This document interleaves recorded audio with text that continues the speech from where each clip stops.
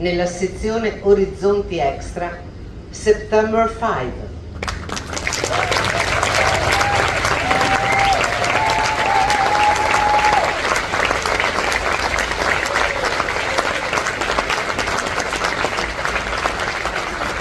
Sono presenti in sala gli interpreti Leonie Benesch,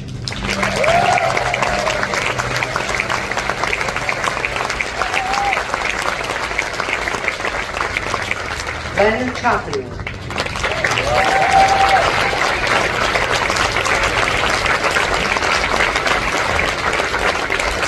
il regista Tim Fehlbaum.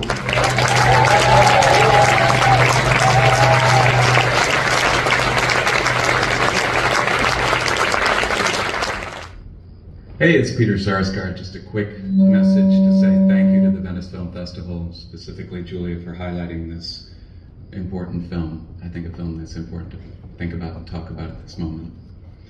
And also, just a general thank you to the Venice Film Festival for supporting the work of myself, my wife's, for a very long time. And hello to Tim Fehlbaum. Sorry I can't be there for the party, my friend. I imagine you will go swimming somewhere there. The man always seems to find water before work nearly every day. I think he swam in the cold Isar. And hello, and I love you and miss you to Ben Chaplin and to Leonie Benesch, the excellent Leonie Benesch. And to John Magaro and all the rest of the cast and crew that put in so much hard work for this movie that I think is a real challenge to make, and I think it came out good. Enjoy the show. Hi, I'm John Magaro. I play Jeff Mason in September 5. I am so sad that I can't be there in Venice to share this premiere with you, but I am currently on set in London shooting a new series. Believe me, I'd much rather be in Venice. Anyway, September 5 is a film that I care deeply about, and Tim, the cast and crew, put a lot of heart and hard work into the making of it.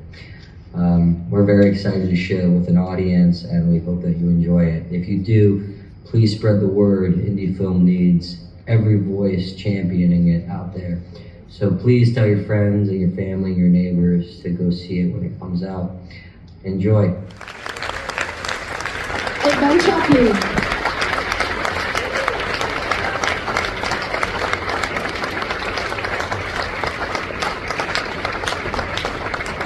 Ad aiutarmi questa sera, come sempre, c'è Giulia Pani che tradurrà le mie domande e le risposte. Dunque, se avete delle domande anche in inglese, il QR code è sempre lo stesso che potrete inquadrare. 1972 in Munich took place the first terrorist attack that was watched worldwide, and almost 900 million people watched it live.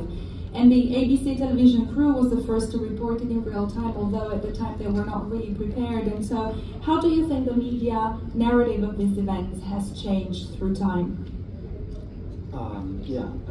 First of all, hello everybody, thank you for coming here tonight. I'm very proud that we can present, I feel very honored that we can present the film today.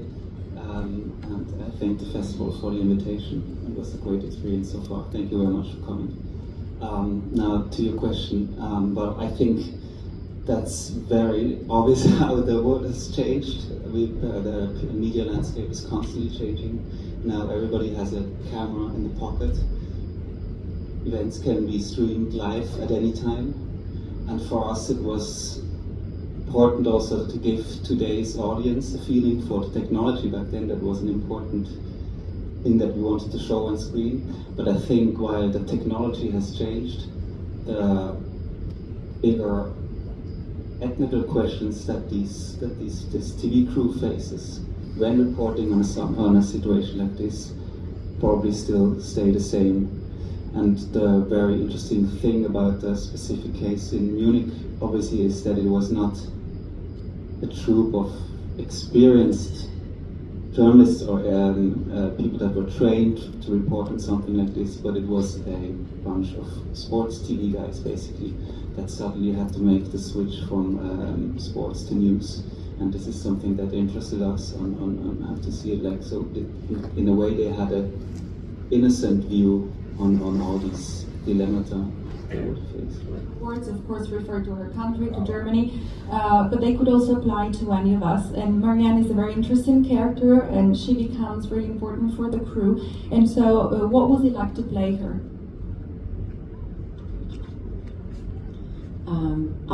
I loved playing that part because it was fleshed out, and I understood every motivation. There were lots of things going on. I got to learn about a fascinating profession called translating and speak to a translator. And then, of course, there was the bigger thing within the story, which is that Marianne represents that post-war Germany, and it's like a generation that does try to acknowledge what happened, try and understand it, but move on nonetheless. So I had a wonderful time preparing and also being on set.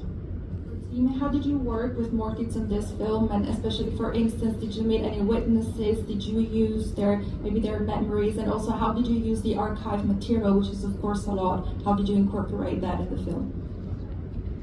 Yes, first of all, Moritz is here. I think he deserves an applause. Moritz, the writer,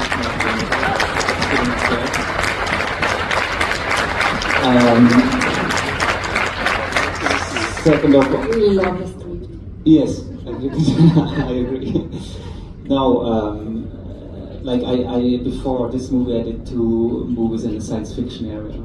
So when approaching a story like this and approaching a relevant story like this, the first thing that was above all important to us was research. Like, we tried to research as much as possible first before we started writing on what happened on that day. And you ask about if we talked to people, like the actual crucial moment was when we talked. During that research, we found we had contact to one of the eyewitnesses of that day, like to Jeffrey Mason, to the character that John Magaro plays. And when we were talking to him, it dawned for us for the first time that we felt like this is really interesting. We could possibly tell the story from that angle. Because that I found interesting for 2 reasons. First of all, I found the cinematic concept interesting, to do something like this in a condensed room. And the other thing was that I found interesting was, like, I as being someone who works in the media myself, could more relate to that. I thought this is something I can tell a story about. And we then also spoke to 2 more eyewitnesses. Jimmy Scheffler, who was a runner back then, who also smuggled the film material past the police barriers, and to Sean McManus, who was actually the head of CBS Sports until shortly ago, and who was the son of Jim McKay, of the host, and he was in that room as a teenager. So these were our major sources. And then on top of that, of course, what with this film is like really interesting, what we had was like access to all these tapes that ABC sent. Like, the public knows a certain amount, like it's on YouTube that you can find, or on documentaries about these excerpts. But we at a certain point suddenly had access to all the tapes, like everything that it sent. And that was a training point also for us, and we again accordingly wrote the script. And then very early on, it was clear to us that we have to have this footage to include in our movie. That was important for 2 reasons. First of all, we wanted to tell the story as authentically as possible. So for us, it was we always wanted to have that idea that we can actually play these scenes on the monitors, that we don't have our cast looking at green little monitors that then will be excerpted. We wanted them to look at real images, so that reality and fiction kind of blends. And the even more important thing was the performance or the work that Jim McKay, the host, did on that day. We knew, like, we could never recreate that with an actor, because I think, and I hope that comes across in the movie, that he had a very impressive way of professionalism, but also empathy with the audience and with the situation, what happened. And we knew that this is crucial for the film to have that material. And it was really complicated license that, and the producers did a really amazing job on clearing that situation. And we were lucky enough to, also with support from Sean McManus, the son of Jim McKay, and Jeffrey Mason, then to get that material. What advice would you give to a guy who would like to be a director and would like to tell a story that took place in the past?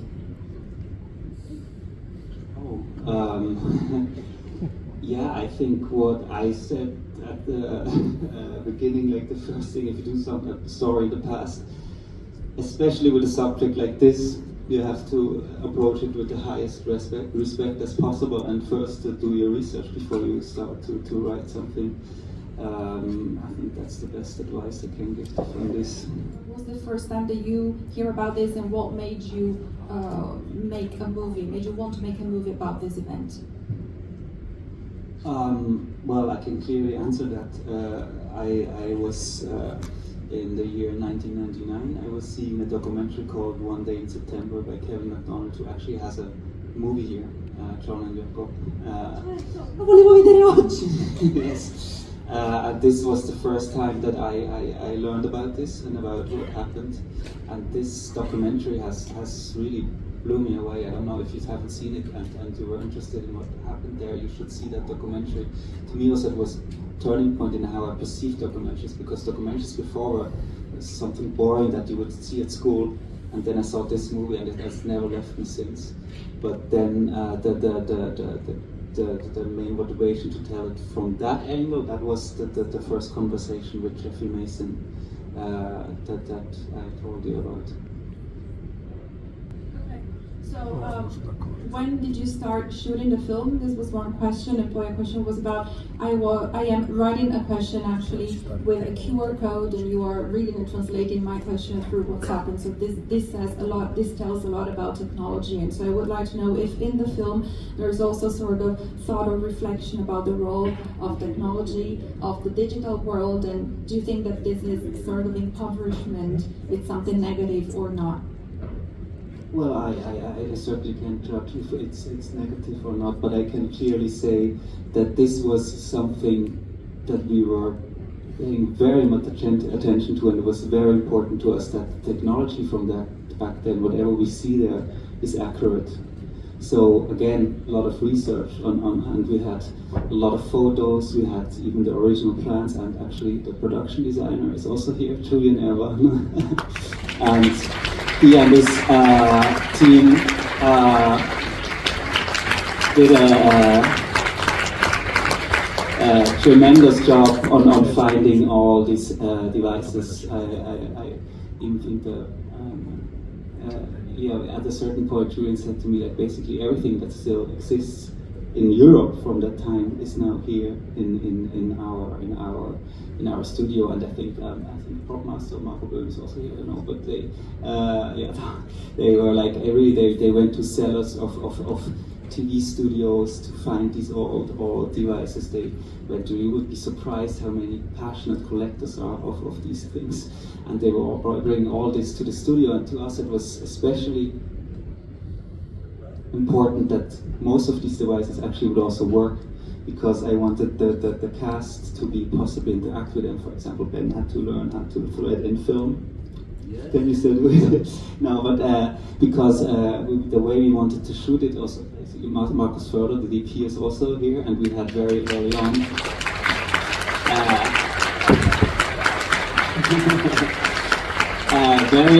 we had the idea of shooting in very long takes, as if we ourselves would be a documentary team filming these people doing their job, as if we ourselves would be live. So we had very, very long takes where we wanted them to really interact with these devices, that voices would come from the monitors or from the telephones. So we basically collected a lot of material. And here I have to introduce one more team member that's here. The editor, because then someone had to take care of this tons of material that we shot. And I think while production design and camera is something that hits you in the face, editing is really good when it's invisible. And Hansjorg, I just want to say now, I think I wouldn't be sitting here if you wouldn't have edited that movie, and I think you did good. Yes. thing was being stuck in that fucking room with everyone every fucking day of the shoot. And the most beautiful thing was getting to know everyone.